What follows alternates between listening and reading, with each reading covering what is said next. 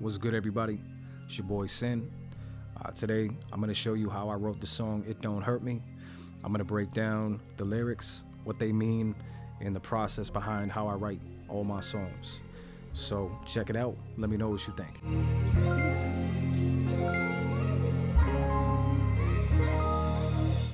So the way the song came about, and I can't make this shit up.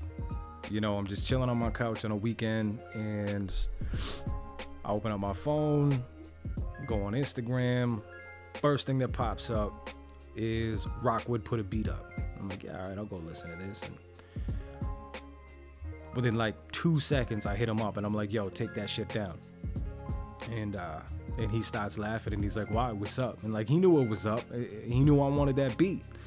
You know, we have like an unspoken bond. You know, when he makes some shit that he knows that is gonna be something I want to rock on, he's not gonna put it out. He's gonna be like, yo, I made a beat. We're either gonna sit down in the studio together, or he's gonna send it to me and I'm gonna take a listen and let him know. So I'm like, yo, take the beat down. Shit is mine. And he's like, all right, bet. Takes the beat down. Now, the version of that beat that you heard when I put out the joint is actually, there's a lot of different things in the original beat. Now, I will say this. The 16s, so the verses, those were the same. Nothing was changed in that. But as we started, you know, recording the joint, and going through it and listening to it and kind of just dissecting it and picking it apart, you know, we started to curtail to the things that I was saying. You know, so for example, the way the intro was set up, we custom put that together. The same with the chorus. That wasn't the original chorus. Or at least mine was, the lyrics were. But those little vocal chops and how you hear them come in and out, that was something that we put together when we were in the studio together. Now, when I write a song, I got kind of a weird process. Now, and that's just me being me. You know, I'm kind of an odd duck, so it is what it is. But, you know, typically, I never have a topic. I never know in advance what I'm going to talk about. I literally just take the emotion of the beat, and it dictates what comes out, right? So in essence, I hear the beat and the pen starts moving. Now, with this, just like all the other ones, you know, that I put together, the first thing that I do is, you know, I sit down and I listen to it, and then, you know, I go for a car ride and I bump it and I literally just freestyle and I keep playing it back and back and back and back until I'm like, okay, bet, you know, this one's gonna work. If I try to get in the whip and I start rapping and it doesn't feel right or the words don't come out right, I know it's not the one. With this one, I couldn't shut the fuck up. You know, all I could do was rap to this. Now, when I sit down, that's a completely different ball game. Now I'm in the zone. I'm trying to get locked in, and a lot of the time when I sit down and I start to write, it's like a combination of freestyle and writing. So, you know, I'm listening to the beat. I'm like, okay, all right. You know, trying to get an idea for the vibe, and y'all don't understand the way that I live.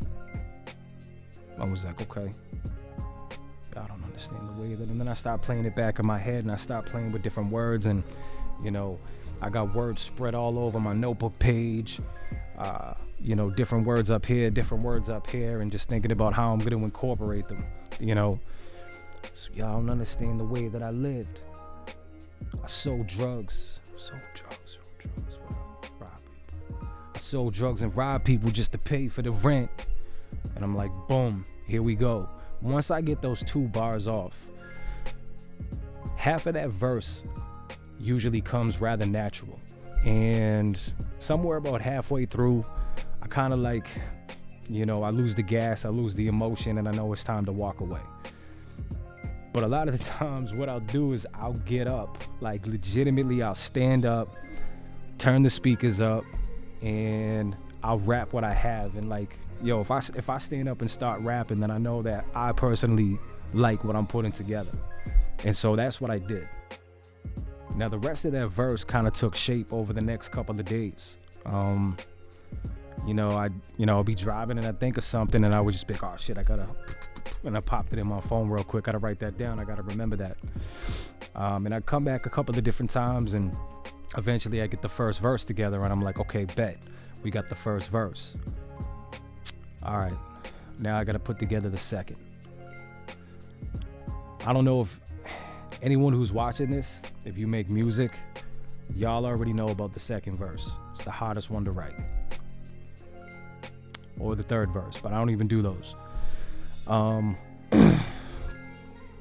And so I remember when I started writing the second verse. So I wake up early. It's like 6:30 in the morning on a weekend. You know, I go to Dunks. I get a huge ass fucking coffee. I mean a huge ass fucking coffee. If anybody knows me, you know that I like my large French vanilla ice extra because I am a basic white girl. So I go and I get my coffee.